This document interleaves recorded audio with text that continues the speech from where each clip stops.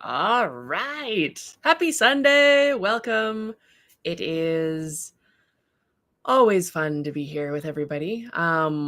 It's been a long week of NaMoPaiMo. This is only 1 week. I don't even understand. We have another 3 weeks technically till the end. So we'll have 2 more streams before NaMoPaiMo wraps up. And then on the 2nd is when I do my draw for the winner of the giveaways, which will be very exciting. So I've made progress on my pony. Wait, there. As you can see, most of you have probably seen him online already, and my fumbling progress along the way, try and make my airbrushes cooperate and get everything to work. But I'm going to show you a little bit more about how that all goes in a minute. Let's see here. I'm going to move this guy out of the way.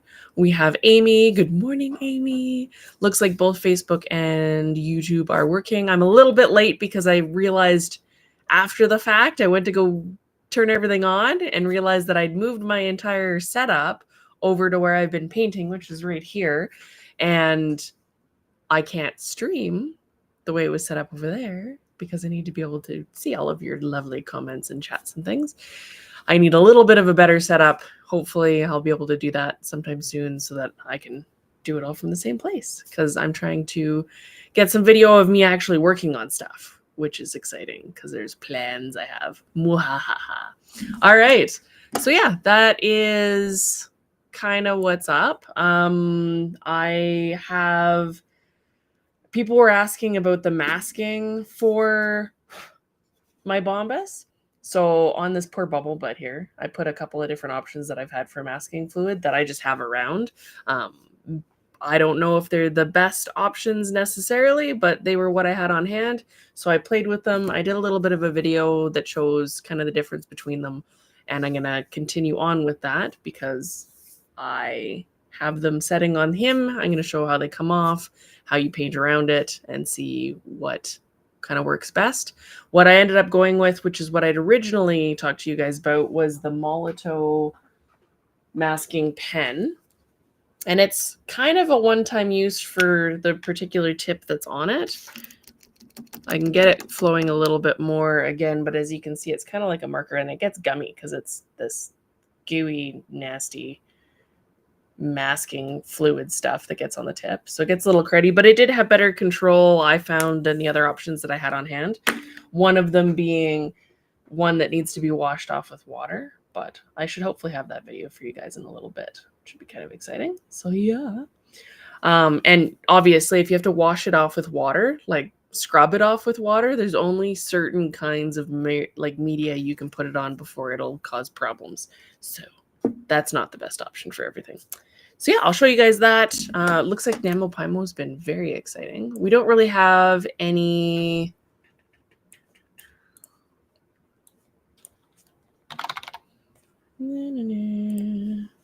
Briar updates.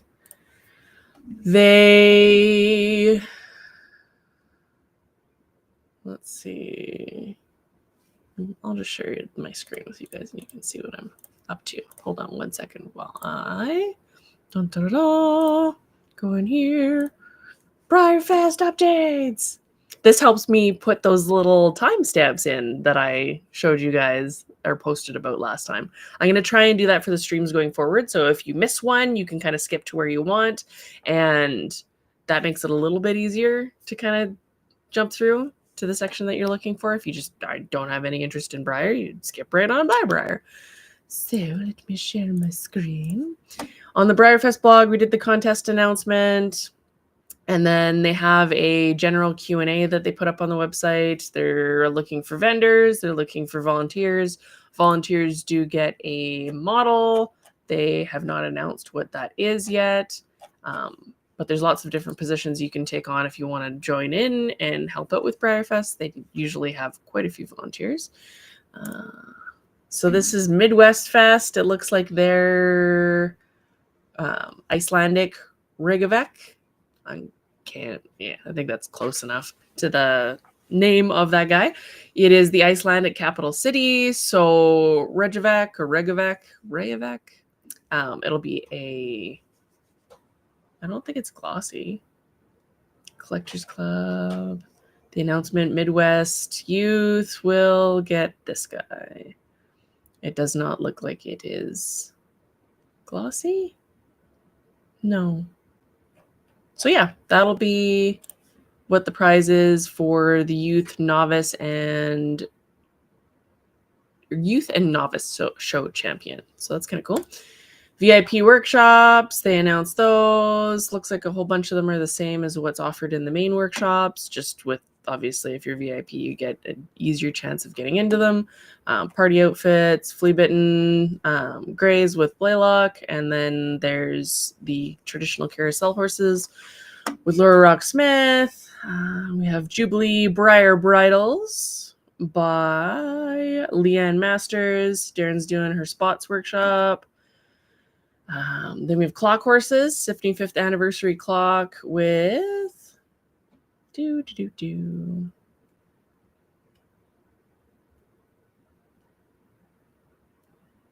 does not say.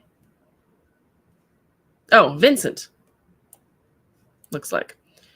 And then it says kind of when they conflict, which is kind of nice. So just note at the bottom what other workshops they conflict with. You guys probably can't see that very well. There you go.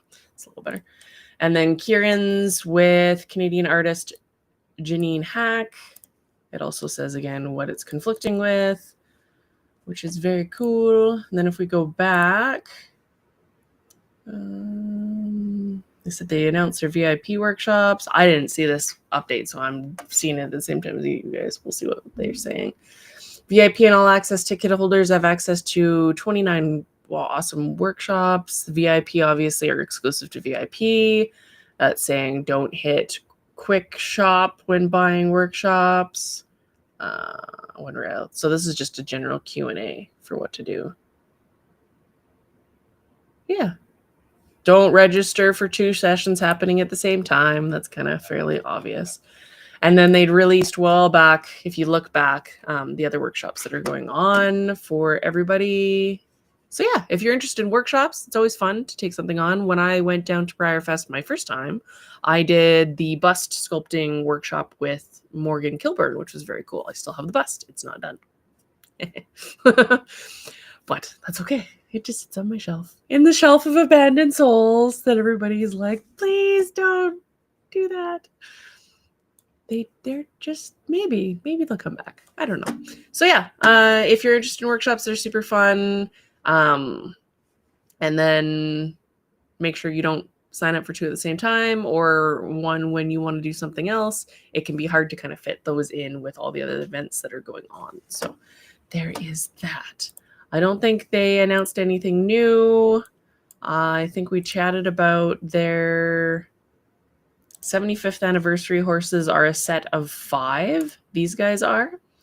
So there's 2 other molds that they showed on the back of the box. It was Smart Chicolina and the Moody Standing Saddlebred. Those look like those will be the other options to have the Briar masking marking silhouettes. I don't even know what you call them, but for the 75th anniversary. Those will probably be mid-year releases from everybody's guesstimations, but that's all we know at this time. So yeah, that is a thing. We have people in chat. Hi, Lizzie. Good morning. I'm going to turn off my little ticker. There we go. And we have Sarah. Hello, Sarah. How are you? Amy says, I'm planning on painting a mini fire heart, but have I started it? Of course not. Why? You have lots of time. There's 3 weeks. We are only week 1. We're only a quarter of the way through. So there's lots of time. You can just paint it purple and deco and cover it in sparkles. Doesn't matter. Michelle. Good morning, Michelle. We don't see you catch the live very often. So hi. Julia. Hello, Julia. Andrea. Hello, Andrea. I love your pretty multicolored pony. It's so fun. So I've been trying to jump into NaMoPaiMo stuff and help where I can. Sometimes there's been like days where it's not possible for me to be in there offering advice and cheering people on, but I try to do it as much as I can, and I can't get to everybody. So if I didn't get to your post, I'm sorry, I'm trying. I will keep trying for the next 3 weeks to comment as much as I can and be as helpful as I can, because that's the spirit of the NaMo, is helping everybody out. And I think it's one of the better features to it, is having people that are experienced or not jumping in there and helping other people when they're struggling, even if it's just a little bit of a cheering motivation to get through some of the tough spots, because that can be always a challenge when you're stuck and you don't want to jump in. Like with my guy having to go in, let's see if I got a picture that I can put up on screen.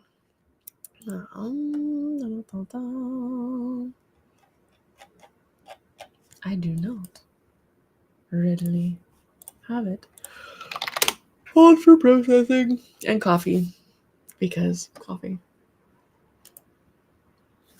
And my coffee is chunky because I left it too long. Yum, yum, yum. It's always good. So you guys saw me post about this, that it was kind of a scary stage. I'll share it to my screen now. Share a screen. Share a Facebook. So this, I had a really nice blue color on my horse. He was shaded lovely. There was primitive markings on him. He looked really cool. People were like, don't touch it. And then I went and covered him with the masking fluid, which was scary because I didn't test the masking fluid before I used it.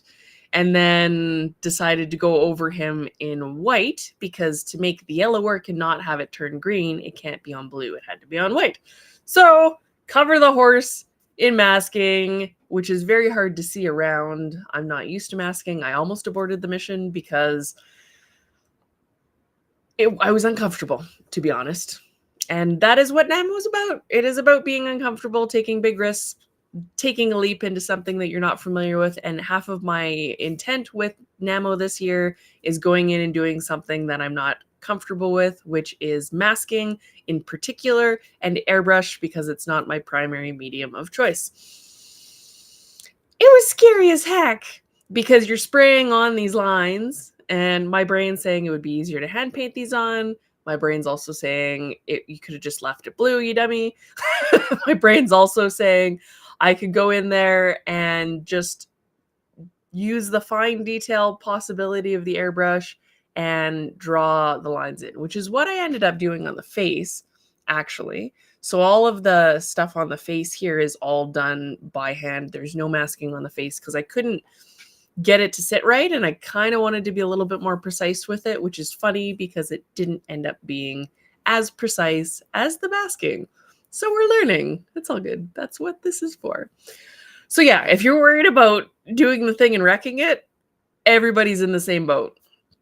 Maybe a little bit more for someone that's taking something that they're not really comfortable with. Like with me with airbrushing and masking, I'd be a little bit more comfortable hand painting, but even hand painting this on would have been a struggle for me. I would have been very, very challenged. And you can see how it's really thin enough in most of the spots that with the masking, and this is one of my complaints with the particular masking choice that I picked with the Molotow pen, is it went on really thin. And I could have done multiple layers, but I was impatient. And I could have, I guess, pooled it and hand painted it on, but then it defeats the point of the marker.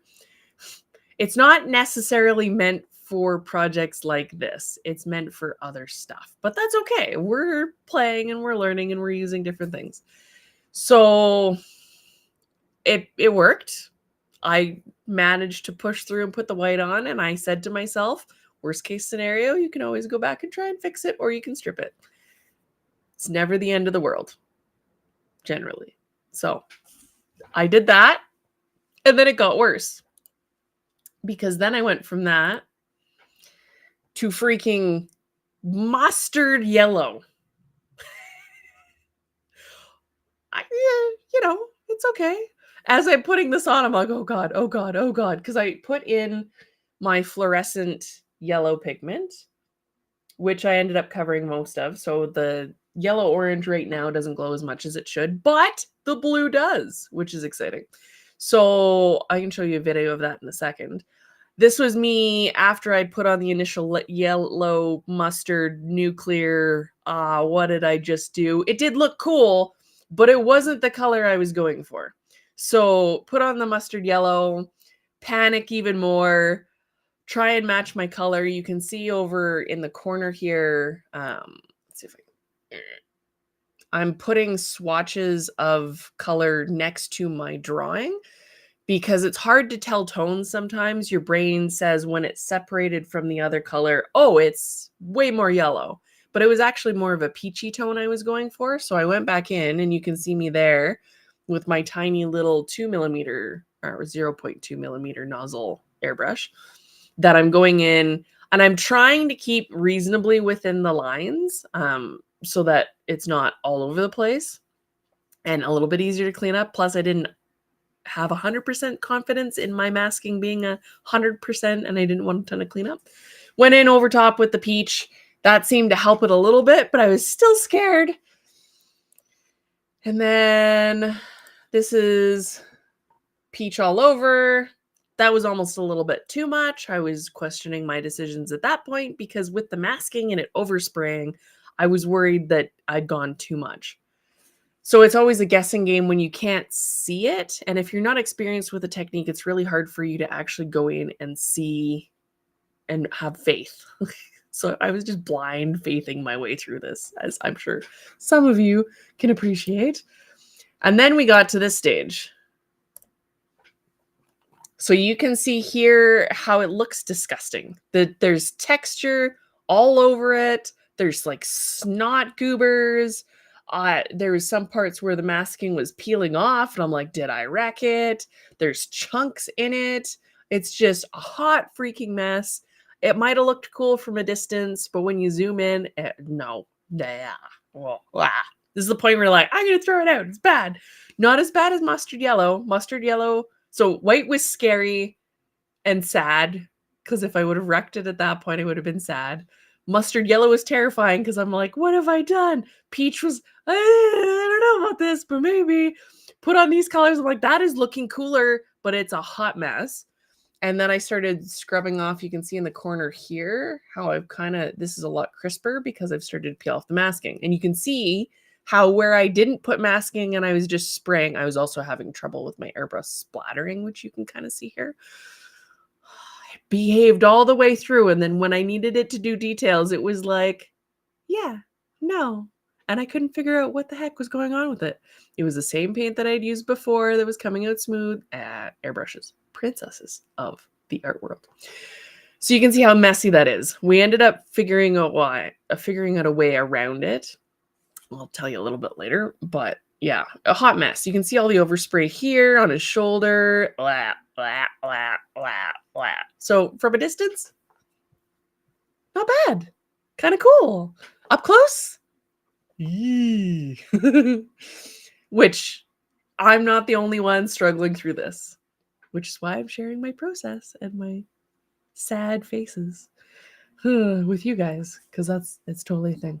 And I did try and video as much of the process as I could. I'm going to try and compile kind of a tutorial-y thing on how I did him, because there's a lot of I killed my phone. I couldn't actually film the demasking part, which is unfortunate because it was one of the cooler parts, but I'm going to do a demo of another thing and show that, because my phone was clogged up with all of the video. I'd taken it at 2 times speed, and that was a little bit too fast, so I filmed it at 1 time speed, and then it was like, you have 20 gigs of video and nowhere to put it. So my phone wouldn't even load the videos anywhere to take them off, and it was not functioning. It was crashing. It was bad. Don't do that. It was bad. I'm going to have to record straight to my computer because there's slightly more memory on my computer. So yeah, we went through that. I'm like, oh my God, I'm going to wreck it. And then I peeled the masking off, and you can see he's still got goobers that I'm going to have to fix. His armpit area wasn't masked properly. It's a hot mess. He's got a lot of issues where I need to clean up. But with this particular technique, I was able to go in on the edges of the masking because I'd sealed really well the layer underneath. That blue is sealed really well. I could go in with my carbide scraper and clean up the edges. So you can really see where I've kind of done more of that up here. It is a lot cleaner. And I've kind of been able to add some cool, funky edges to it. So there'll be a little bit of cleanup I'll have to do, which I might do with pigments. We'll see. I also want to add more sparkle and glow and stuff to him because I can't help myself.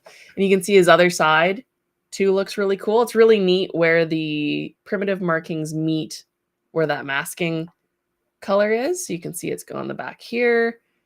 That's on his leg here. And then on this side of his leg here. And then he's got some on the inside of his arm there. I think that contrast looks really neat. So I'll have to go back and clean up a lot.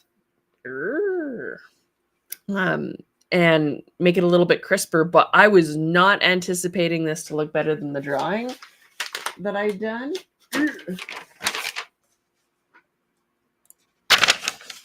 And because I went darker with the blues than I was originally anticipating, because this Sea Slug has quite light colors to it. I went a little bit darker with the colors, kind of overall, actually, and I really like how that worked out. I think that makes him pop a little bit more and just be more cool, which kind of caught me by surprise. It's nice when a project that you're working on goes from, oh my God, I've ruined it and it's horrible and I don't even know what I'm doing. I got to quit doing art and hobby stuff because I suck at this, to, wow, I did that? That's kind of cool. So hopefully that's the experience with a whole bunch of people doing NaMoPaiMo, is that you surprise yourself with what you're able to create, because I'm 20 odd years into this and still surprising myself, which is a cool thing to be able to do. But yeah, he's quite the beastie. There'll be some cleaning up to do in some of his markings, but I'm going to add some stuff over top that will glitz and gleam. I had people asking in the comments if I'm going to be glossing him. I didn't think about what finish I was going to put on him, so I don't know if I'm going to gloss him or if I'm going to matte spray him. Gloss will make the colors absolutely explode, so I don't know. And it could look like he's more underwater because our lovely Teresa in the Ravers group, let's see,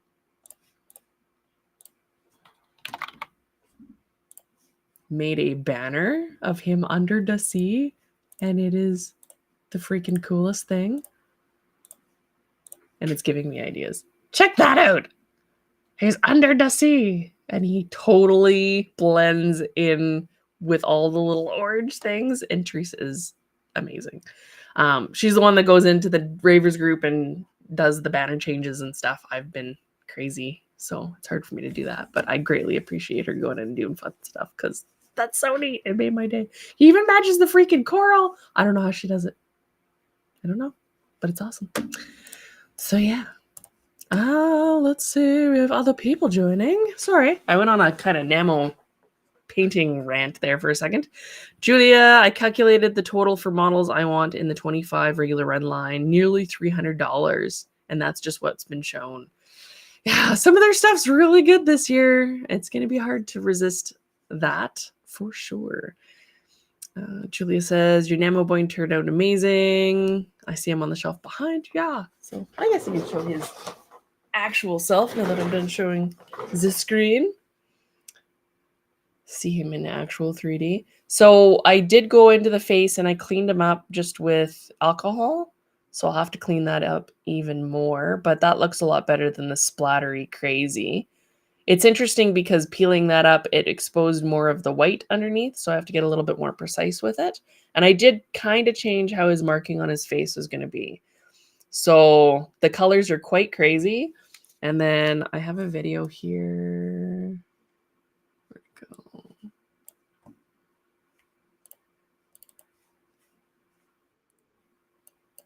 Of the glue.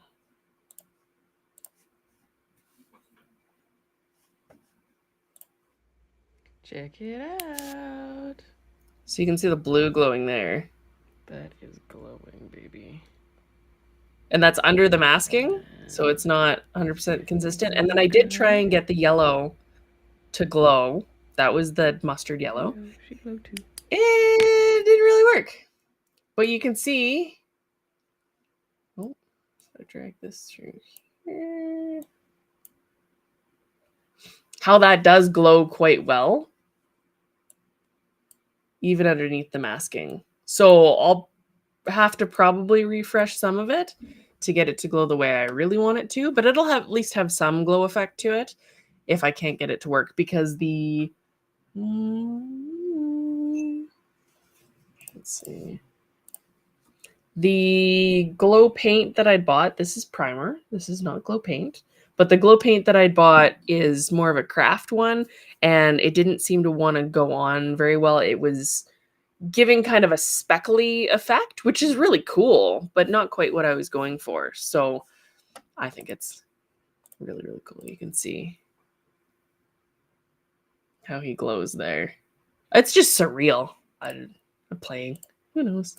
You never know how it's going to work. We have Carol. Hello, Carol. And Patty, good morning.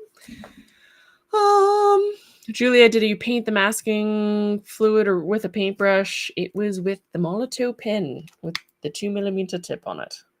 So I just kind of blobbed it on there. And then, like I said, I was able to go in and scrape the edges with a carbide scraper because I'd sealed the layer underneath well, and then kind of clean up those edges a little bit. That way I could have cleaned it up with alcohol as well. That would have been another option. Andrea says, still frustrating me that I had an idea in my head and it's not working out like I want. I'm trying really hard to set aside perfectionism and just go with the flow, but I'm finding it really hard with this one. It's very challenging when your brain says, this is my vision, and you can't quite get there.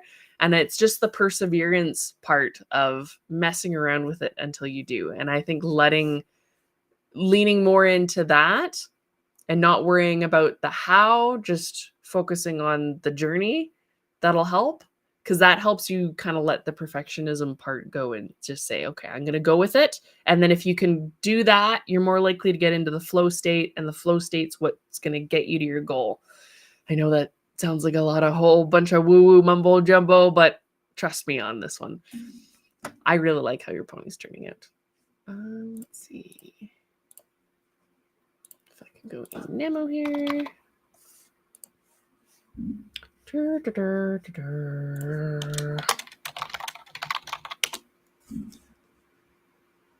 All right, let us do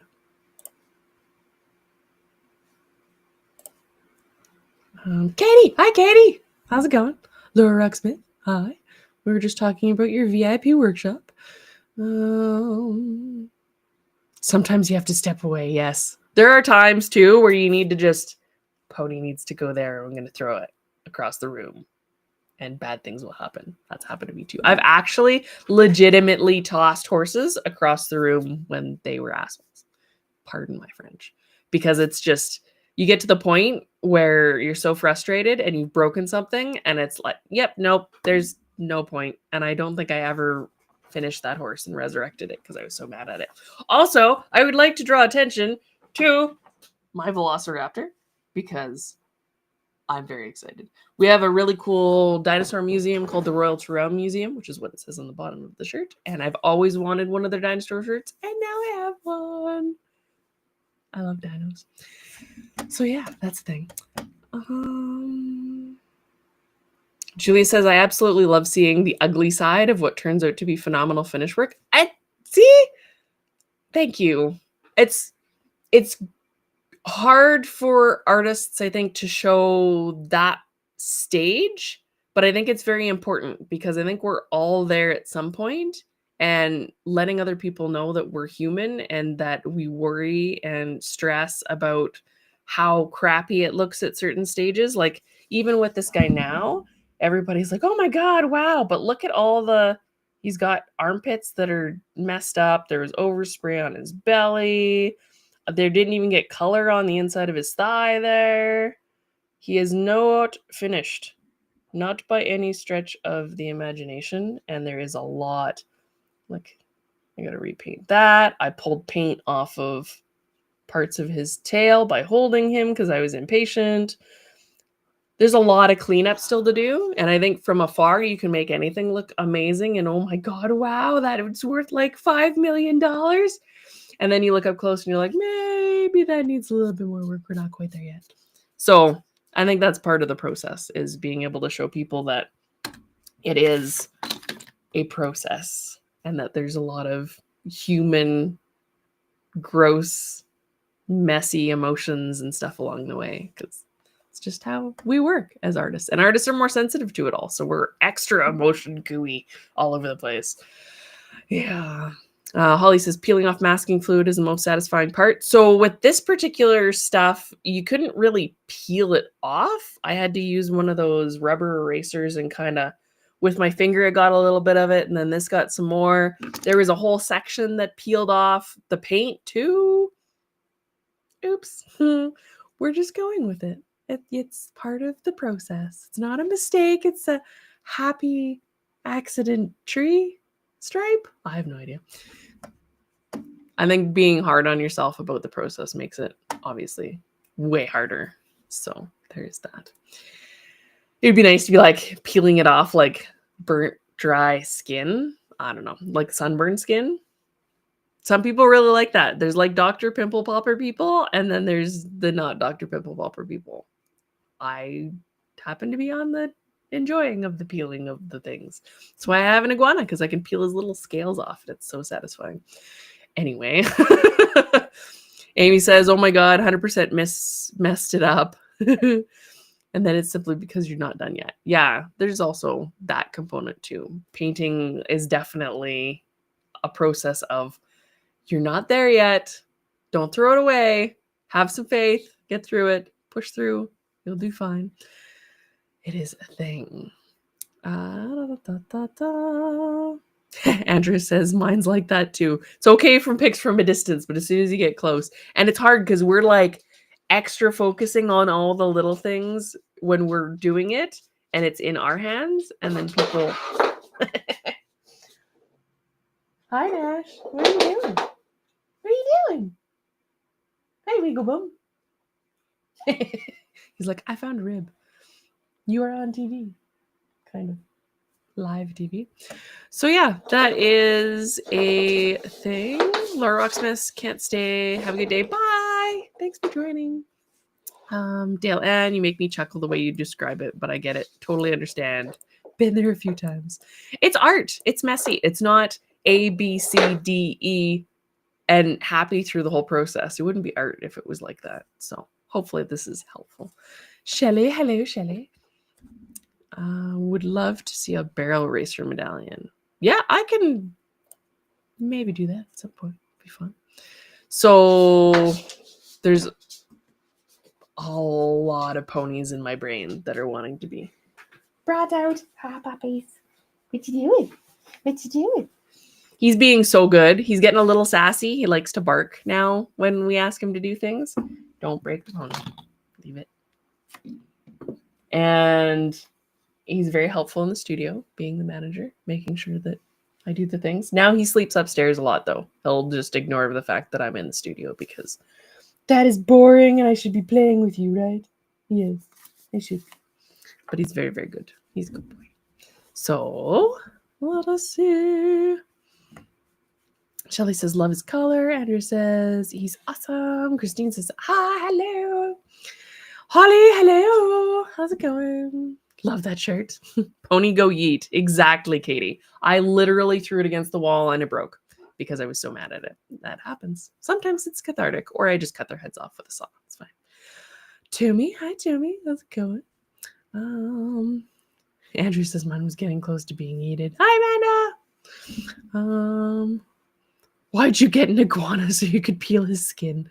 That wasn't why we got the iguana, but that was definitely a lovely side perk because he gets like his nostril scales released too, and then you get a little like nostril shape. Oh, it's so fun. What are you doing? Why are you sticking your nose in my armpit? He just wants to be like snuggled. Right? Do you want to be snuggled? Say hi. Hi, Poppy. Now he's camera shy, right? Yeah, you camera shy. Good boy. All right. We've been working on trying to do like backups and then getting him to sit and lay down and back up and stay and then come and then part way, sit, lay down and do all these things. And he gets a little bit vocal. He's like, no, don't make me do these things. I don't like this. But it's all good. He's learning and he gets lots of cookies. So there's that. Everybody says hi. Let's see. Tommy says, I'm excited that I only have eyes left on the medallion. That medallion turned out so cool. I'll have to see if it's in the things. Kimberly, hello, Kimberly. How's it going? Holly says, I used to make my snake shed candle holders at the nature center I worked at. Oh, like just the whole tube of skin as a candle holder? Or like the little rolled up versions where you can, yeah. Morning, Brenda. How's it going? Katie, I'm still at stop and go with my fire heart for Namo, but it's almost finished. That's turning out really good. I really like the hair. It's very, very fun. I think I'll show it off. Hold on. I'm going to go to the Namo page and we can show some of that. Da, da, da. All right. NaMoPaiMo time. So I'm going to check out the tags. Share my screen. All right. So looks like Alicia is painting in Heather Bullock's oil painting class and doing a little bucker, which is very cool. She's got some of her Ferris wheel press ink in the background. I might have gotten her maybe a little bit addicted to fountain pens, but that's okay. So that's looking really, really cool. Going to be a light bay, which would be fun. We've got Ellen Kennedy's painting tons of my medallions and stuff and tons of stuff in general. It's impressive. I don't know about you, but the people that are painting 5,000 things, I actually find really motivating and inspiring. The fact that there's that much productivity that somebody can put out, it makes me feel like I can get just a little bit further on my one piece. Because sometimes you need that. Sometimes you need like, okay, if they can do 5,000, I can do one. And that can be sometimes really hard to just push yourself a little bit because it seems insurmountable when you're working on a whole, like even just your one, and it seems like there's so many things that need to get done, and then you see something like this and it's oh my god, so many things. So how many, I don't even know how many, there's like 5,000. There's even more. Oh, and I'm zoomed in, so that doesn't help. We've got a couple Zeiss. So many things. So many things. It's just wild. And it's cool to see how different colors shape up and stuff. So I think that's really cool. I don't know. There was a post on the Namo page saying that people shouldn't be posting their side projects and their other stuff, but I think it's fun. I don't know. You guys let me know in the chat. Do you enjoy when other people post stuff? Because I think that it's extra inspiring to see. And I'm not saying that you have to be working on my stuff. I'm commenting and liking and supporting people that are painting everything. The fact that I support people that are doing my stuff is just extra cool because you guys are extra cool. But that's okay. I think it's fun. Doesn't matter what you're painting. You could be painting a collecta and having the best time of your life, painting the coolest color, developing skills that'll help you do who knows what. I didn't think I'd be doing what I'm doing now, and I'm doing it. So you might be painting a collecta or a medallion or a briar or a stone or whatever. And in 5-10 years, nobody knows. You could be doing amazing things. This is where it might all start, guys. Jody is painting a little booker in Chestnut Tobiano, which is turning out really, really nice. It's cool to see, too, with the chestnuts getting in there with all the different shading, because chestnuts can be kind of tricky. They're not as stark as something like a bay because there's a lot less color variation in there. Jill Webb is painting a stone pebbles. I believe it's the pebble size. Nope, that's the big one. So that's the big resin cob. Oh yeah, because there's a whole bunch of guys behind it. Those are all traditionals. Jill Webb is another one working on tons of ponies at the same time. There's a bitty biter and a little bucker. I'm loving the little minis painting minis studio in the background. That's really cool. This is him with a little bit of color on him, which is super cool. Her cob. And then that's just so neat. My whole studio kind of looks like this, so I might be a little bit biased. Little Bucker looks like he's going into a... It's so hard to tell scale, too, with the minis painting minis. It just messes my brain up because not everybody's using the same standard size doll. So that's a thing. So Little Bucker in Bay, and then we've got a Remington Pebbles. We've got a little guy there. There's just so much going on. I love it. I love it. I might enjoy chaos too much, but that's also a thing. And then I love the gorilla color on the bitty biter. That's really neat too. But look, there's like mini paintbrushes and stuff. Oh, so cute. I love it. So fun. And I love that people are including stories with their minis painting minis too. So that it's like, oh, this person has experience doing this and they're helping that one. And I don't know what I'm doing, but they do. So cool. So it's kind of fun. What else do we got? This is Holly's. So Holly's working on a Fireheart custom with a Juggernaut head. So she won the Juggernaut disembodied head in a contest that I did. So there gets to be this cool Juggernaut head on him, and she's doing this really cool bucking horse and loving him some days, hating him others, which I think all of us can understand how that works. But it's turning out very, very cool. I love the wild hair, and I love that there's still red in the wild hair. I think that adds to it, and it's very, very cool. I like the markings too. I'm just getting some really nice mapping going on in there. And it looks like a really good coverage of the whites too. You can see how it takes quite a few layers of white. Me pointing at the screen doesn't show you anything. I don't know why I do that, but my hands need to be doing something, or they will be creating ponies. And then the little riblets, I like it. In the face with all of its mapping.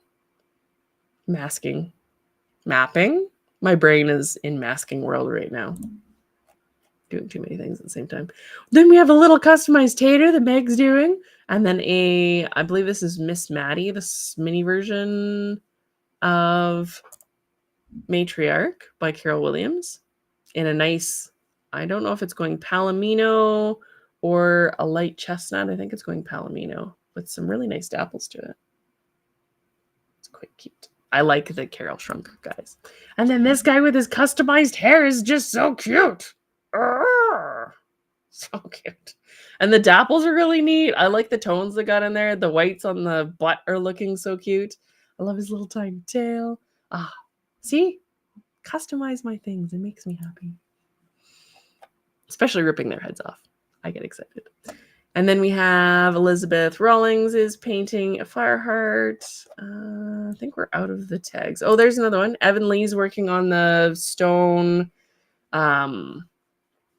cob and painting it in some really cool palomino-y colors with some really nice dapples. You can see how they're nice and subtle and all it's yeah. Dapples can be really hard because your brain wants to do predictable circles or the same shape or evenly spaced, and dapples aren't like that. The more random and chaotic you can do, the better and more natural that it actually looks. So that's Evan Lee's. Jill Webb working on hers. Marty has a little Noki and a little Shakana. And then the stone mule. So neat to see everybody in different phases. I see Andrea's. See? Andrea's like, I don't like my pony. Look how cool that is. Purple and orange. You pick colors that are going to be interesting to move around and get to mix, and that's very cool and very brave. And I like the fact that you're jumping in with hand-painted acrylics and learning how to make that work, because they're not always the most cooperative. You'd be a little bit easier to do something like this with an airbrush, but that's what makes this cooler. And then a blackthorn medallion that is going to get really cool mica on it. Becky Murphy's painting, we talked about this last week, a bitty biter in gray, and I think that's the end of the new hashtags for that. So if we just go into the generic NaMoPaiMo,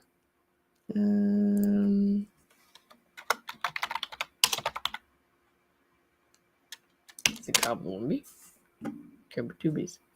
There's the cob, I think. Is he all finished now? Friday, continuing to work on the white. That's a really nice color. It makes his face look really cool. And then the cob in the traditional mold, the resin version, when they scanned him and changed his size to make him smaller for the plastic, the face details changed a little bit. So the cob in resin has a little bit of a different look to him, which is kind of cool. Cob. Maddie was doing a fantastical black, blue, purple, color shifty pebbles version of the cob with rainbow mane and tail. She got the rainbows looking really, really cool.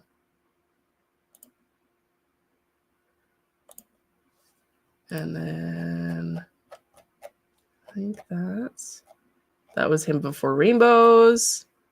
Jill Webb, that's a little bit further along with the bay cob. Got a whole bunch of people painting stuff. Jody's working on something, different kind of cob.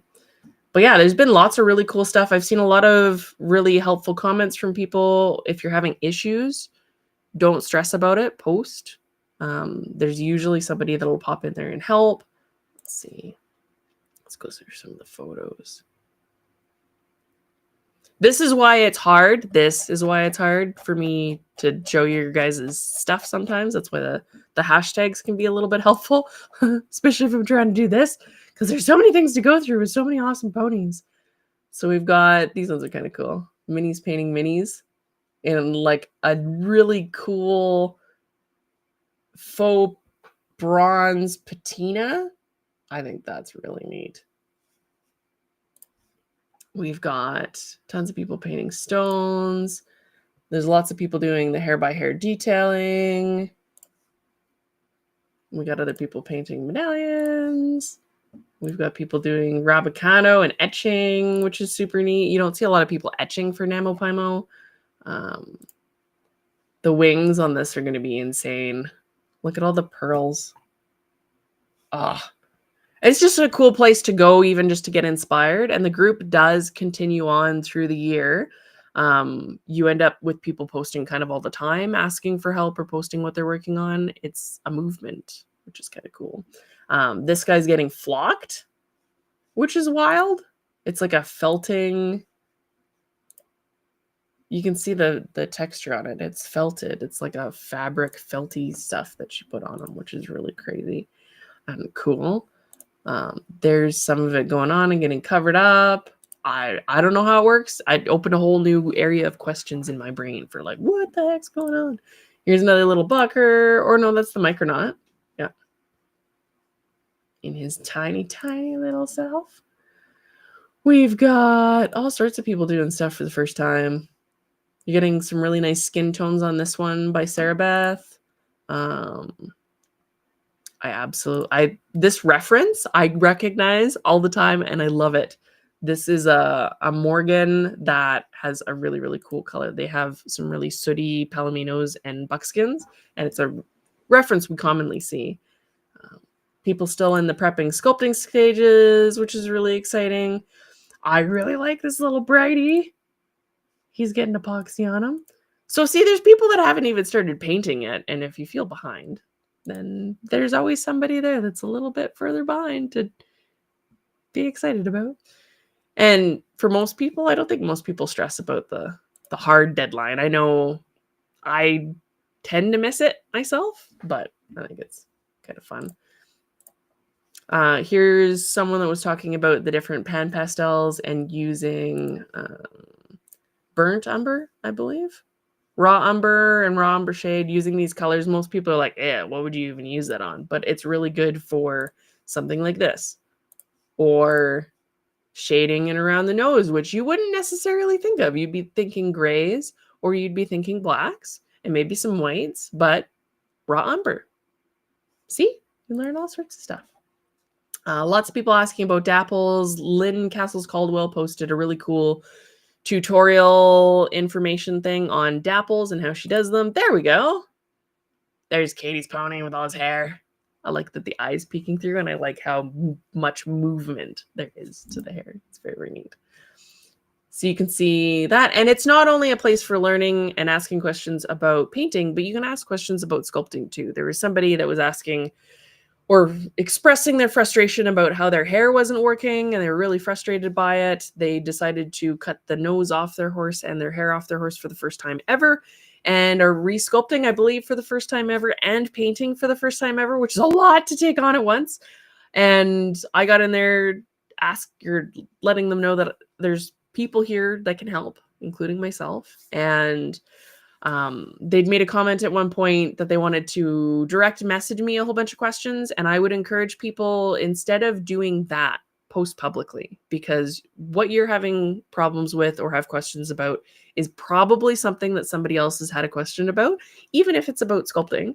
And then that allows not only the person that you're asking the question to help, but also opens the opportunity for other people, because we have a lot of talented people in the hobby. And I think it's super beneficial for them to be able to jump in and answer questions too.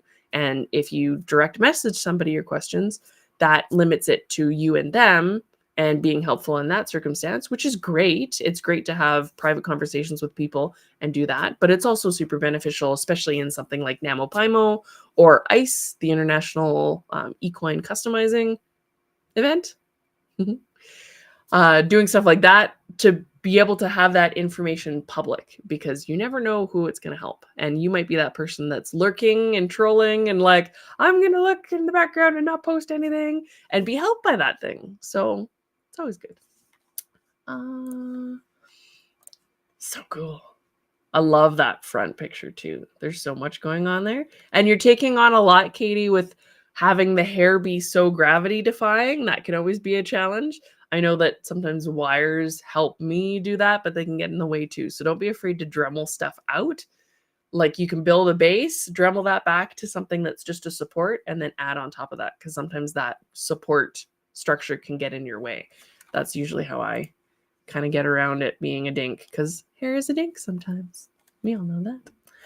We have tons and tons of people doing tons and tons of stuff. Painting lovely hair, which is always fun.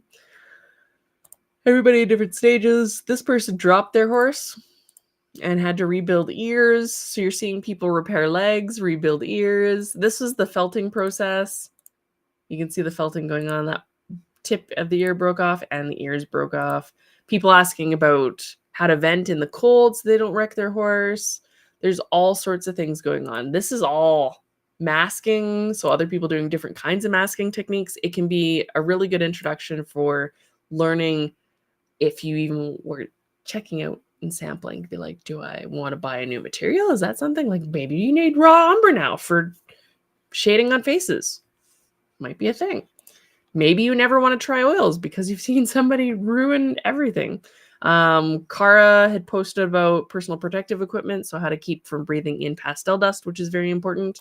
We have somebody painting in bright freaking fluorescent pink pony, and it's a fire heart. And she's like, I'm going to do a whole bunch of crazy fluorescence, which is kind of neat. This person was posting their awesome hippocampus and saying that they were using materials that they didn't think qualified as normal materials. And they're using Bondo, which is fairly commonly used, plumbing epoxy, which is basically normal epoxy that you would use. And if you go back into the history, Sarah Mink actually primarily sculpted in plumber's epoxy. It was a specific brand that Rio Rondo used to sell, and I can't remember. It started with a G. Gapoxio, I think. And it was plumber's epoxy, and that's all she sculpted in. It was this like beigey tan stuff. So you're not breaking the rules just because you're not using Aves or Magic Sculpt. you can use whatever you want. I sculpted in liquid epoxy, and had I known to add cornstarch to it, then we would be in a different place, because I would have been able to use liquid epoxy, add cornstarch to it, or some people I think have used, cornstarch primarily, like baby powder, and that will make a putty.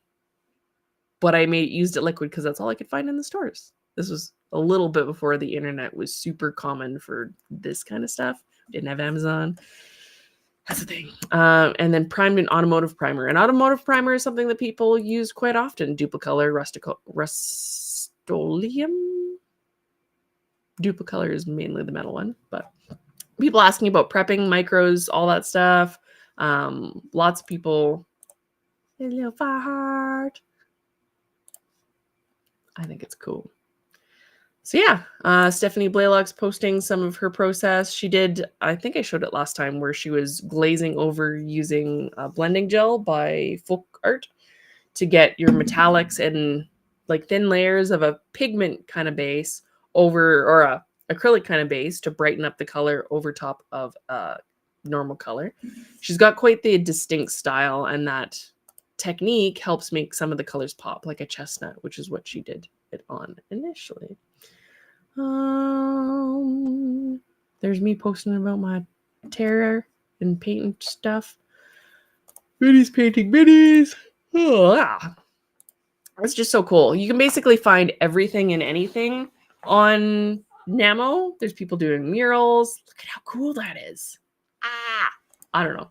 I think it's the neatest thing. And there's nothing quite like having your stream, which might normally be filled with who knows what, gunk, random stuff, spam, ads, to have it filled with people trying awesome stuff and pretty ponies. And it takes 3 seconds to send encouragement to somebody. And not only does it help that person, but it also helps give back love to yourself, because you're karmically doing good, which is good. So I encourage you to go do good, because you will feel good for doing good. It is like extra special magic. And you can charge up for the whole year off of just NaMoPaiMo goodness. But yeah, there's tons. There's somebody else that's painting, Tiffany, a chestnut version of the Pebbles Araby. Lots and lots of stuff.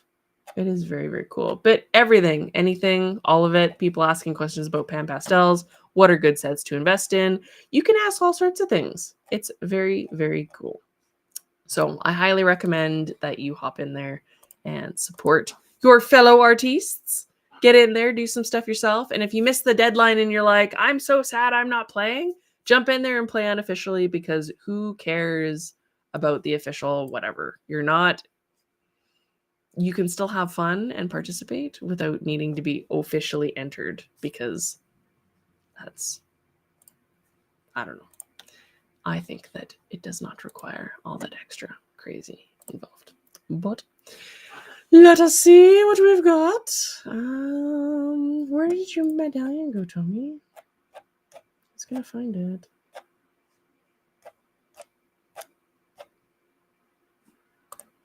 Here's Andrea's pony in bigger. See? So nice. That color of purple is very cool. And I love the orange. It is so bright and lovely. Very, very cool. Let's see if I can find Tommy. Where did yours go?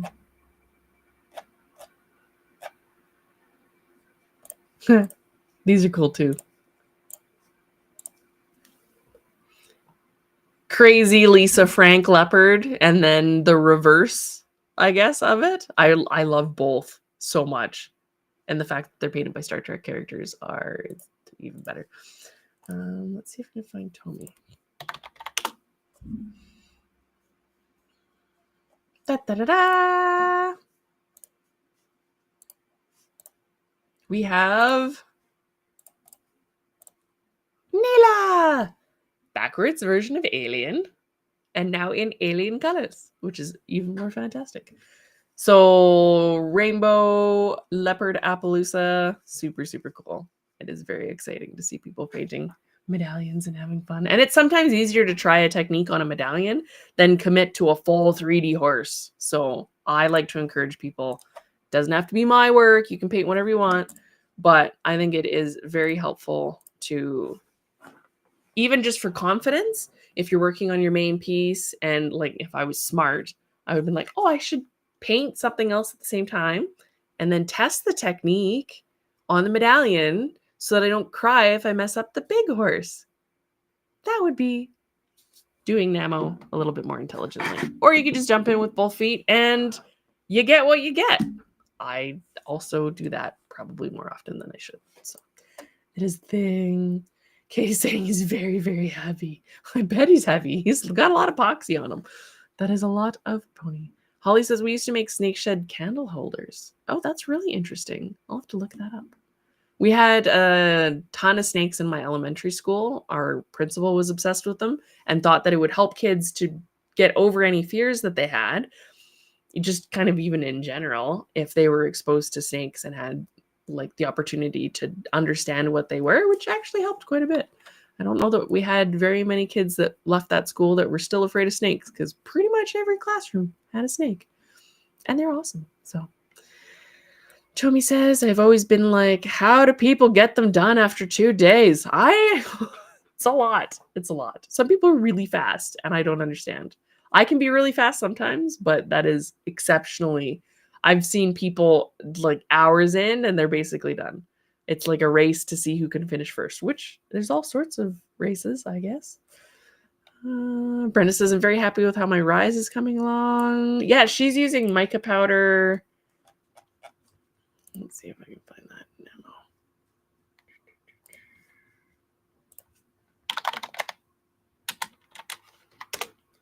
Mica powder to get a blue moon. Are you posting to the Namo page, Brenda? Let's see. It pop up. Oh, this is really cool. This is an old NaMoPaiMo post from Dale Ann. Look at that edgy, soft loveliness. That is wild, and that eye is gorgeous. Nice job, Dale Ann. That is incredible. I will go find Brenda. So it is a unicorn, white unicorn that is highlighted by a blue moon. Here we go. Using mica powders. So you can use mica powders like you would use Perlex or any other pigment pastel, and then fix it down either using a medium. So you can use gloss medium, matte medium, and mix it in with that, which kind of basically just makes a paint. That's the whole premise behind how paints are made, is you take a pigment and you mix it in with a, what do you call it, a binder, and then apply it to whatever you're painting on. So you can do that with Perlex, color shifting pigments, and apply them with matte medium. You could put them on with any sort of painting medium that you can think of. There's pouring mediums and stuff like that, and glazing mediums, and it will have some really cool effects. So this is turning out really good, Brenda. And then she's got a Tender Moments medallion, and that's a different kind of pigment. You can see how that's got way more coverage. So each pigment will have a little bit of a different property set to it. Some cover more opaque, some are a little bit more transparent, some will tint more, some will tint less. It's kind of cool. It's very cool to see. I think it's awesome to see all of the NaMoPaiMo stuff, says Holly. Not just NaMoPaiMo stuff. Some people don't get signed up in time or want to paint something else, and I love seeing the art. It's inspiring. I think so too. And it's kind of in the spirit of the event. Everybody's trying stuff and painting things and having fun. Like if I wanted to go add this guy because he's staring at me funny and start painting on him in a fun color and he's not my official entry, I think it helps. And then if you're willing to participate and help other people along the way, then I say go for it. It's not my event though, so I just play. Let us see. Andrea, I think it was more about people sharing from their business pages and turning it into self-promotion for their business more than a focus on painting. And that's kind of a hard line, because technically by posting anything we're painting, we're self-promoting because we're sharing our art. And there might be somebody that says, I love what you're doing, teach me how to do it, or I love what you're doing, show me your commission page. And a lot of people don't have their art on their personal page. So it can be kind of a hard line. Obviously, there should be lines somewhere, but I think there were people that were discouraged from posting at all because of that. So, yeah, you can always just ignore the business pages and scroll along. There hasn't been enough. I haven't really seen anybody posting anything like that. So, I don't know. Might be the algorithms. Oh, Lizzie says, I love Meg. She's painted a bunch of my models and now has 2 custom brushes. Very nice. See, and that's how you see that. That's a good example of you're scrolling through and you see somebody that you love the work of, and maybe you end up with a whole bunch of their stuff at some point because it's cool. Or you contact them for a commission because you love what they're doing, or you want to encourage a baby artist that is starting to do some really cool stuff.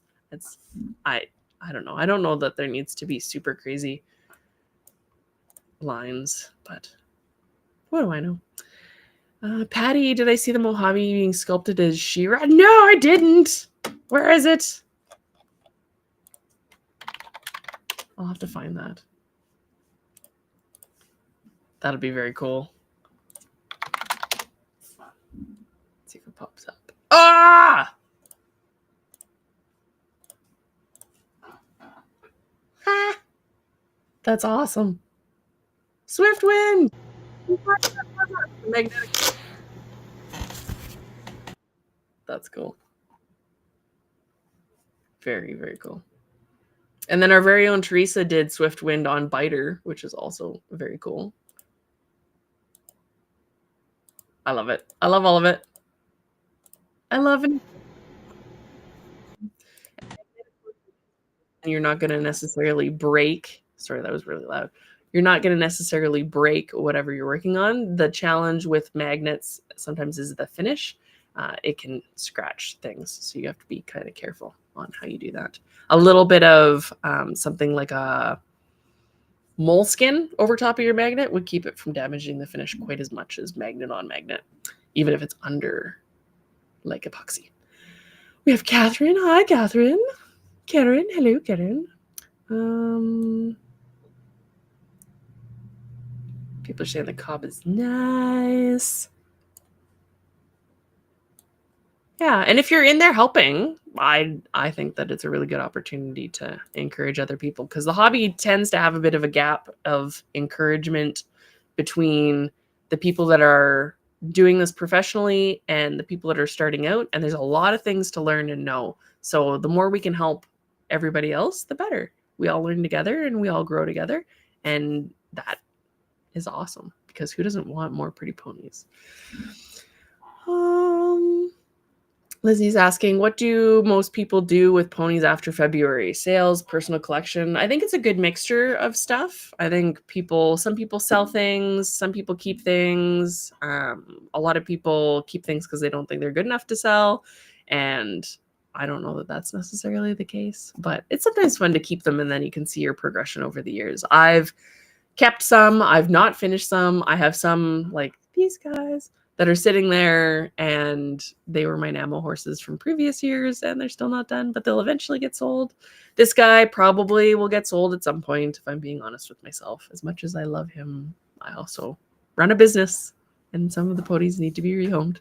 I sold my slingshot custom. So I did the custom, and then I painted him for NaMoPaiMo, and he is off showing and doing awesome things. So kind of a mixture of stuff. Everybody is being awesome in the comments. There's so many comments today. I'm trying to keep up. Saw someone using metal netting. So that's an opportunity that I saw. What can I show you? Nothing. I can show you nothing. You can see nothing. I almost grabbed something that wasn't allowed to be shown on screen yet. You can use like metal mesh for hair. You can use wire for hair. You can build a base over wire with epoxy, Dremel that down, and that can provide a base for sculpting on for something that's gravity defying. I don't like the metal mesh because I stab myself constantly and it just makes me mad. and bleed, which is no fun, especially when you're trying to work with epoxy and you've now poked your hands 5,000 times on little tiny pieces of metal. You can use tape with baking soda and super glue on top of it. You can use tin foil. There's a whole bunch of different options. I'm going to do a tutorial that'll cover some of that because I know that's something that people struggle with because they're like, how do you make your hair do the thing? Do the thing and the thing. Every single pony, its hair does the thing. Yeah, I'm going to show you guys how I do that. It'll happen. Gapoxio. There we go. Tommy, you tagged me. Cornstarch. I'm behind in the comments. Holly's saying, I keep watching for my weirdo, but I'm stuck on him, hopping up on some more work done during the Super Bowl. Oh yeah, it's Super Bowl Sunday. That's a thing. I don't sport, so if you're enjoying that, enjoy that. Oh, Tommy's saying that the rainbow medallion is Lisa Frank inspired too, which I can appreciate. I love Lisa Frank stuff. Kind of makes me think about my guy being kind of sort of in that realm. It's wild and crazy, lovely colors. My husband said he looks like Battle Cat, but different colors. So now I can't unsee that from He-Man. But let me see. Brenda says, I just jumped in. No idea what I'm doing. That's how you learn the cool things, is you jump in and do the awesome. And then you never know. Might lead to cool stuff. Andrea's doing the same, jumping in. Brenda, why are you not sharing him to Namo? Do the thing. All right. Tape. Some people use tape. Sorry, I'm just trying to catch up on comments and see. Everybody's talking a lot, which is good. I appreciate that. It's fun. Holly says I use wire mesh and I stab myself at least 1,000 times. See? You can't work with the wire mesh, in my personal opinion and experience, without stabbing yourself, and stabbing 1,000 little micro cuts makes me ragey, and then ragey leads to yeeting of ponies. So I try not to. So I'll show you guys some other options soon on things that you can use because, yeah, nobody likes that. Hi, Zoya. How are you? Karen says, I'm adding a NaMoPaiMo class to my show in May. That's cool, too. And that's another option. You can support people doing NaMoPaiMo. And I did it myself.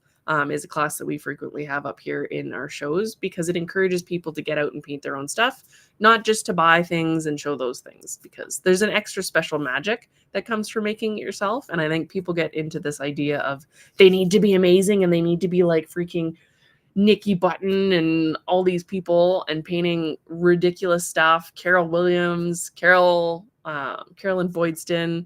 And if you were not there, then you shouldn't even try. And if everybody had that attitude, we wouldn't have these artists doing these things. I had to try to get to where I am because I didn't think that I could do anything. Didn't think I could paint. Didn't think I could make tack. Didn't think I could friggin' customize, let alone sculpt things from scratch, let alone anything that's happened in my life. We would not have pretty things if people didn't try. So keep that in mind when you're like, I shouldn't try because I'm not as cute as this person. That is my soapbox for today. Although I've had a few of them, but might be my last. We'll see. Yeet rage, says Holly. Exactly. So NaMoPaiMo, you can't officially enter medallions, but it's kind of taken on a life of its own, and you can share whatever you want. You can say, this is my unofficial Namo thing, and then you're fine. Everybody's doing a side project or other things. And I think missing out on that opportunity of community because you're painting a medallion and it's not officially eligible to be entered, or you missed the deadline, is a missed opportunity. And I don't know that that is the spirit of NaMoPaiMo.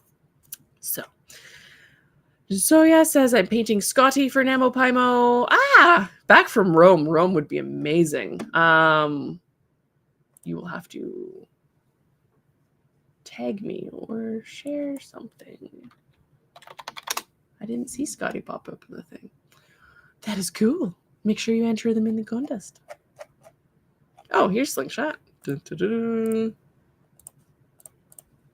So that was 2018. He was a Bobby Joe that was customized into a Bronc because I tilted a Bobby Joe on his hindquarters and went, oh, that could be fun. And then we got a Bronc. So, oh no, your wallet was stolen? That is horrible. Some people can be.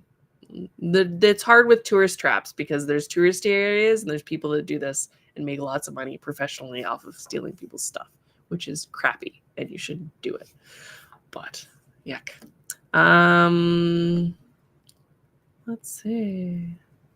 Can't tell you what they're winning, but it's art related. That's also a great way to encourage people is if you're doing an I did it myself for NaMoPaiMo class, like Karen is saying, then including in there your like prizes that encourage art. So pan pastels, gift certificates to places where they're offering supplies, stuff like that. I can't find yours, Zoya. What the heck?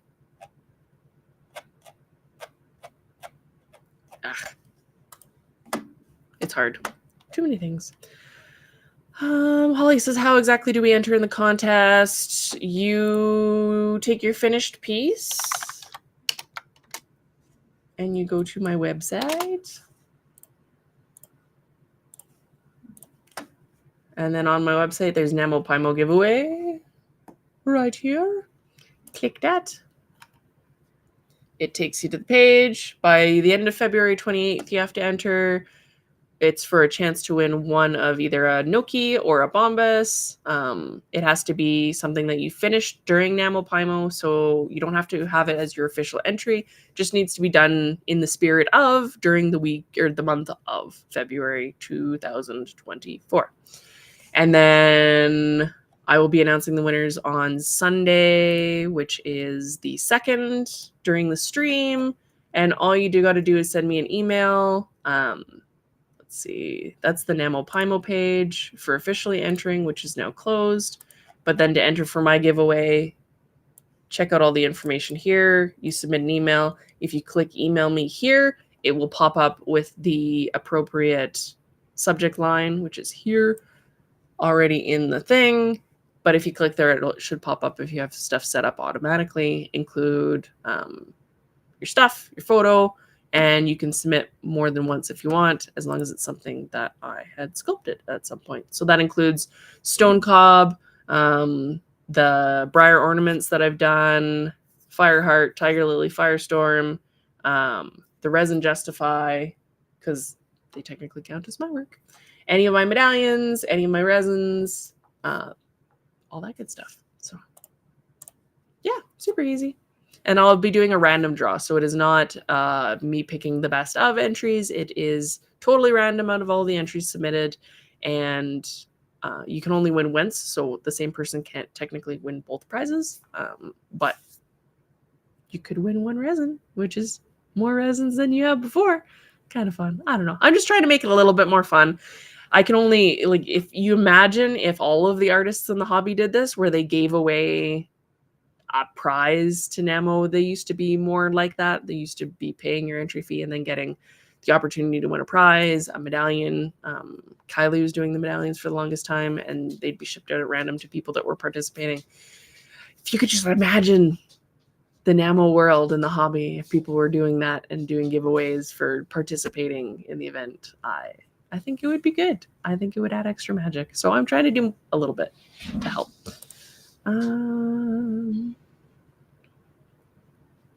So Karen, it does not have to be officially entered in NaMoPaiMo at all to enter to qualify. Check out the rules, check out the website, read all the stuff. It explains it all there too, but you don't have to have it as your official entry because people wanted to enter medallions, and those can't be official entries. And by the time I had announced the contest, some people had already submitted their entries, so I didn't want those people to feel left out if they wanted to still participate. So it doesn't have to be official. It's not associated with NaMoPaiMo officially in any way with the organizers. It is something I'm doing on my own to add a little bit more fun and to give back to you guys because I think it's fun. So Sandy says, is this for things started and finished in NaMoPaiMo February or just completed in February? Technically started and finished in February. It's supposed to be in the spirit of NaMoPaiMo and painting a thing in the month. So yeah, started and finished within February. So you can't submit stuff you finished before or started before. It's got to be within this month. So, all right, guys. Did I have a hyperfixation for my week? Did I? I've been trying to get resins and stuff caught up. We've been dealing with the tariff stuff for the States. All the boxes that I shipped across the border in the last week basically got all bogged down and held because of the Canadian tariffs were suspended for now, and there were tariffs with the de minimis program being either changed or removed, which would have an effect on what I'm shipping. The Chinese ones were being tariffed, and that bogged down everything. They were taking trucks that were going across the border from the company that I use and basically rejecting the whole truck if there was anything on it that was made in China, which is fairly common because most people are reselling stuff that they purchased in China, apparently. So they've now suspended that, meaning those boxes can cross the border. So the shipping company that I use has many, many trucks that now need to cross the border that were held back or rejected. And they would reject the whole box or the whole truck with, say, 5,000 boxes on it if there was one box that had something made in China in it. So, hot mess. We're trying to deal with it as best we can. The stuff that has crossed the border, I've emailed people about, and they should see movement here shortly. Stuff going forward shouldn't see any problems. We'll see what the tariff stuff looks like when we get into when the month passes. So, I don't know. I know as much as you guys know. I don't know. We'll see how that goes. It won't affect things that are shipping within the US. So say Bitty Biter from the Alps won't affect that because it's within the USA. But because I am in Canada, and so Bombas, say, is made in Canada, if I ship it across the border, that might have an impact once they start doing the tariff stuff. If they start doing the tariff stuff. So nobody knows. It's totally up in the air. Should be quite crazy. Note for the people that are doing stuff for the stone contest, if you are doing a cob in any of the formats, the cob would qualify for the stone contest, potentially for NaMoPaiMo if you entered in time, and, well, I guess you have to enter officially for NaMoPaiMo to qualify for the stone one. So NaMoPaiMo, stone, and my contest if you're doing a cob, which happens to be something that worked out for a few people. So that is the business stuff, I think, for now. I don't have anything yet to show you for peaks, but soon. There's things sitting literally right here that you can't see that I will not touch because I will drop and you'll see it. And then I'll show more of my progress as I kind of clean up the edges of this guy for NaMoPaiMo and add all of my special effects to him, which would be kind of cool. And I have those tutorials in the works that hopefully I don't bog my phone down with too many more, but I've got some cool setups for that. And I think that that's going to be super helpful. And then, yeah, other than that, I guess that is the end of the streamy thing. I didn't really have a hyperfixation, I guess, other than trying to deal with the tariff stuff and figure out where that was going. So I will see you guys on the flip side, and we'll be back for Sunday stream probably about the same time. I'm still going to do a painting party at some time. I didn't want to do it today because we have the Super Bowl and some people like that stuff. So enjoy the Super Bowl if you're Super Bowling, and maybe we'll line up a painting party for the 16th or the 23rd. And I will give you more information about that soon. All right. Love you guys. I will see you later. Have fun. Enjoy the rest of your week. Thank you for being awesome. And yeah, we'll see you next time. Love you guys.